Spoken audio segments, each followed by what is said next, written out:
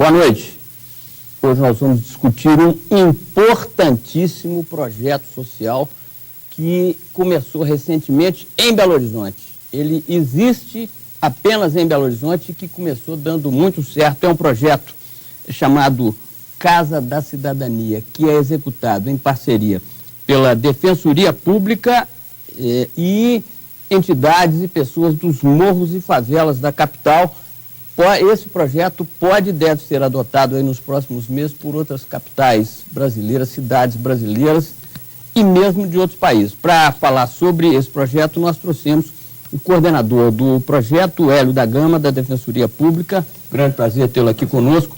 Conosco também está Alexandre Brandão, professor e participante do projeto. Também conosco Valéria Borges, que é moradora da Pedreira Prado Lopes, e Gilberto Francisco Guimarães, do Morro das Pedras, ambos participantes do projeto. Grande prazer tê-lo aqui conosco. E conosco também o repórter André Salles, da rádio Band News. Boa noite. Inicialmente, defensor, como é que é esse projeto? De onde saiu a ideia e como é que ele está acontecendo? Bom, esse projeto, ele surgiu do conhecimento da Defensoria pela falta de informação das pessoas sobre exatamente o que é a Defensoria Pública e o obstáculo que existe das pessoas que têm direito ao serviço público da Defensoria Pública de conseguir chegar até o prédio, a sede, a única sede da Defensoria Pública é no Barro Preto. Conversando em vários morros e em várias favelas com as pessoas, com os cidadãos que lá moram, nós percebemos que há um desconhecimento muito grande até da existência da Defensoria.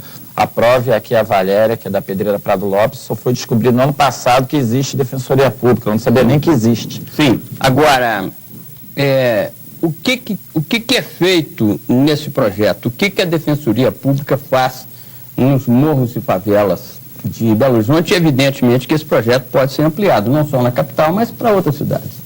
Na verdade, aqui em Belo Horizonte, nós estamos querendo até colocar em outros morros a partir do ano que vem. Sim. O serviço que é prestado no morro é o serviço que é prestado na sede.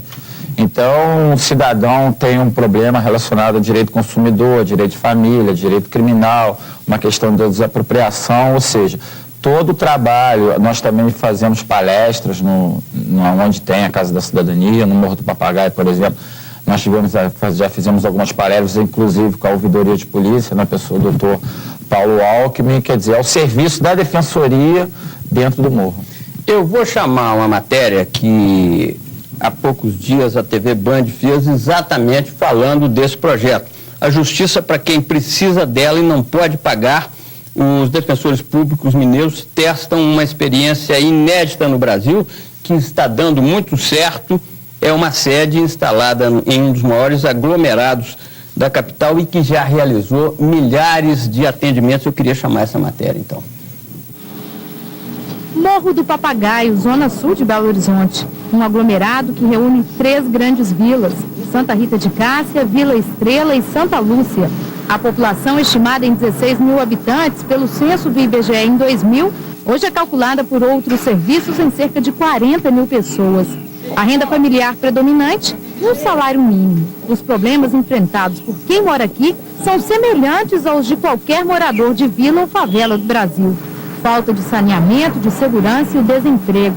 Mas o que mais incomoda os moradores é o preconceito. Uma assinatura de um jornal ou de uma revista, por exemplo, que é te oferecido hoje na porta de um banco, aí quando você fala que mora no aglomerado, se cria aquele problema da entrega. Encravado numa das regiões mais valorizadas da capital mineira, o Morro do Papagaio mais parece uma cidade com vida própria. Mas os moradores do lado de lá ainda dependem do que a cidade oferece do lado de cá. Emprego e serviços que não existem na favela. Um desses serviços é a assistência jurídica. Moradores do morro deixam de cobrar direitos ou vivem à margem da lei por não ter condições de pagar advogados e desconhecem a Defensoria Pública, ou melhor, desconheciam. Em 2009, os defensores deixaram a sede na região central da cidade, no Barro Preto, e decidiram ir até a comunidade. No Morro do Papagaio montaram um escritório fixo, a Casa da Cidadania, a primeira experiência desse tipo no Brasil. Houve várias reuniões antes de colocar a Defensoria Pública no morro, até para explicar que tipo de serviço público a Defensoria Pública presta. Aí depois desse primeiro, que demorou mais ou menos uns 6 meses de conversa, nós conseguimos instalar a Defensoria Pública no Morro do Papagaio. Foi a salvação para Cristina Mara. A agente de saúde precisou dos serviços desse escritório por 2 vezes. Foi vítima de estelionato e de crime contra o consumidor. A gente foi na loja, comprou a geladeira, era estoque, mostruário, e quando a gente chegou em casa para instalar, ela estava estragada. A gente foi lá no vendedor, o vendedor tratou a gente super mal, falou que era mostruário, não ia trocar, e xingou, a gente acabou indo na defensoria e eles trocaram o produto. Solução também para os problemas de Seu José. O borracheiro exibe com satisfação um alvará para o funcionamento do negócio. Se não fosse a ajuda do defensor, o sustento da família estaria ameaçado. Hoje eu pago o INSS da firma, da empresa, eu pago o fundo de garantia, pago tudo direitinho, tiro tudo aqui dentro. Em um ano, a Defensoria Pública do Morro do Papagaio já realizou mais de 1.500 atendimentos. Nem tudo vira ação judicial. Muitas vezes as pessoas querem apenas orientações. Vim aqui conversar com ela porque o meu ex não deposita a pensão, deposita R$100 só, os 25 ele está fazendo hora, não quer depositar os 25. Todo mês ele enrola. Mas levou tempo até que os defensores conseguissem ganhar a confiança dos moradores. Hoje a ideia pegou e a comunidade mostra que vestiu a camisa. A defensoria chegando aqui, fica mais fácil para o cidadão, porque ele tem que trabalhar e na maioria das vezes ele não tem como se deslocar para o Barro Preto. A defensoria estando na comunidade, ele consegue acesso à defensoria antes ou durante o seu trabalho, porque muitas pessoas trabalham até mesmo dentro da comunidade. Para muitos, já é um ótimo começo. É porque ajuda, né? Porque hoje em dia, se for procurar um advogado, é muito caro, né? Então, com a defesa aqui já dá uma ajuda para o pessoal, facilita bastante. Eu queria perguntar para o professor Alexandre Brandão, como é que você está vendo esse projeto? Enfim, o que ele significa para você e, claro, para a população? Olha, Luiz, esse projeto ele começou a ser discutido numa reunião com as comunidades. Sim.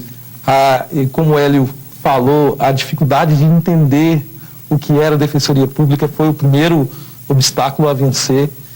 E eu vejo como uma porta que não se fecha mais em relação ao que a gente busca como justiça social. A Defensoria Pública ela faz parte desse mecanismo para a gente atingir essa justiça social. Ou seja, estão sendo levados para os morros, favelas e aglomerados direitos que as pessoas, vamos dizer, da cidade já têm. Sim, o que a gente sente nas favelas, nas nossas comunidades, é aquela questão, a falta de acesso.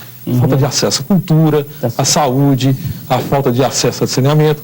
E a Defensoria Pública, ela abriu esse caminho para um acesso que é exatamente o acesso de uma estrutura que nunca a favela fez parte, que é a estrutura do Estado. Tá certo. Nesse caso, eu gostaria de fazer uma questão, né, para o Gilberto Francisco, que é do Morro das Pedras. Como é que funciona ali a comunidade? As pessoas realmente têm dificuldade de ter acesso porque a Defensoria Pública está instalada na região central da cidade, né? Então, as pessoas acabam recorrendo mesmo ao advogado particular? Ou com esse projeto, elas agora já recorrem direto à Defensoria Pública? Através dessa informação e o conhecimento, o cidadão passa a utilizar de fato o direito dele, que é a Defensoria Pública, né? E isso nos traz o quê? Uma comunidade dentro de um todo de uma sociedade melhor, porque quando um cidadão ele começa a articular os seus direitos, ele passa até mesmo de agir de forma de violência, você está entendendo? E para as vias de fato. Então ele tem um outro instrumento que é reconhecido, que leva até ele uma satisfação dos seus direitos.